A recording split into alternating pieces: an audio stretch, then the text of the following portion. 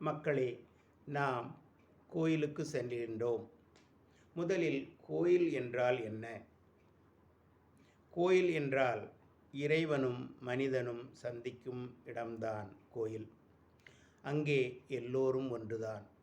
ஏழை, பணக்காரன், படித்தவன், படிக்காதவன் என்ற எந்தவித பாகுபாடும் இல்லாமல் எல்லோருக்கும் கடவுள் ஒன்றுதான். ஏனென்றால் நாம் எல்லோரும் கடவுளின் பிள்ளைகள். ஒரு தாய்க்கு 2-3 குழந்தைகள் இருக்கலாம். ஆனால் அந்த தாயோ எந்தவித வேறுபாடும் இல்லாமல் எல்லோரையும் ஒன்றாகத்தான் பார்ப்பாள். அதுபோலத்தான் இறைவனும் நம் எல்லோரையும் ஒன்று போலத்தான் பார்ப்பார். எந்தவித பாகுபாடும் இருக்காது. நாம் சிறு பிள்ளையாக இருக்கும் பொழுது நமது தேவைகளை நம் பெற்றோரிடம் கேட்போம். நம்முடைய தேவைகளை கேட்டு வாங்கிக் கொள்வோம். அதேபோல் திருமணம் ஆன பிறகு நமக்கு நம் மனதில் உள்ளவைகளை கணவன் மனைவியிடமும், மனைவி கணவனிடமும் பகிர்ந்து கொள்வாள்.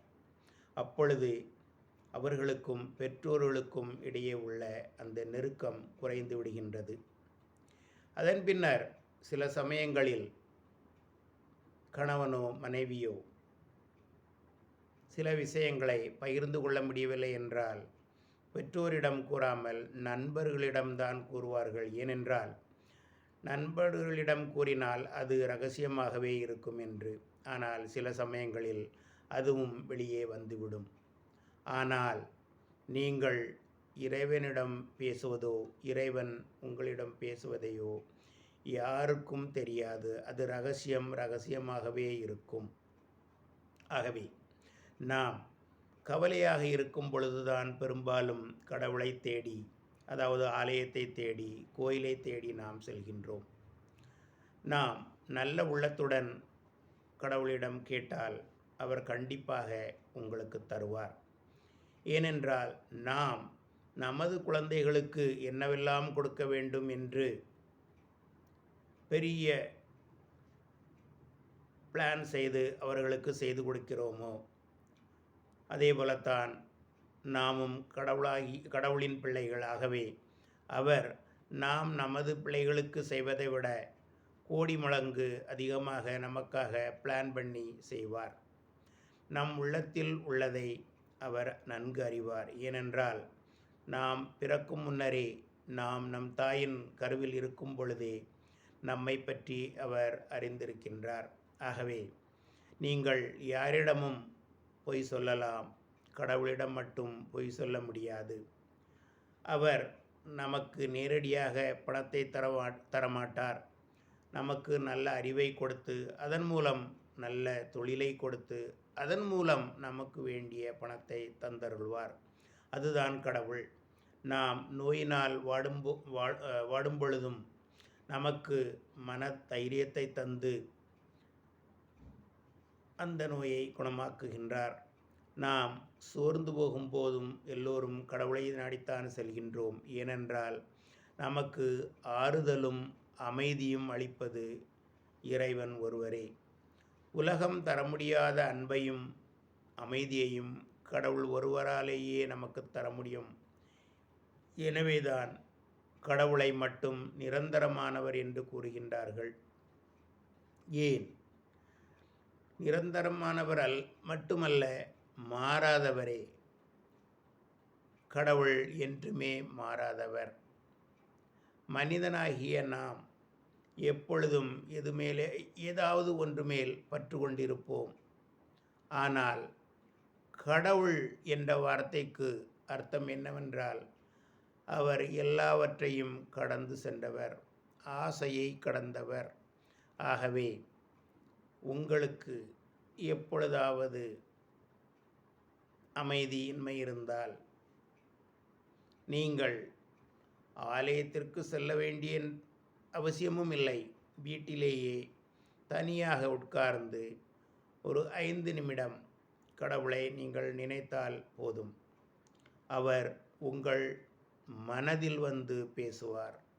அதாவது கடவுள் உன் இருதயத்தை மட்டும்தான் பார்ப்பார். கடவுள் ஒரு நாளும் யாரையும் ஒதுக்கிவிடுவது இல்லை. நீங்கள் எவ்வளவு தவறுகள் செய்தாலும் உண்மையான மனதோடு அதை அறிக்கையிட்டால் கடவுள் உங்களை மன்னித்து விடுவார். அதன் மூலம் உங்கள் மனதிற்கு அமைதி கிடைக்கும். ஆகவே நீங்கள் யாரிடமும் போய் பேசலாம், ஆனால் உங்கள்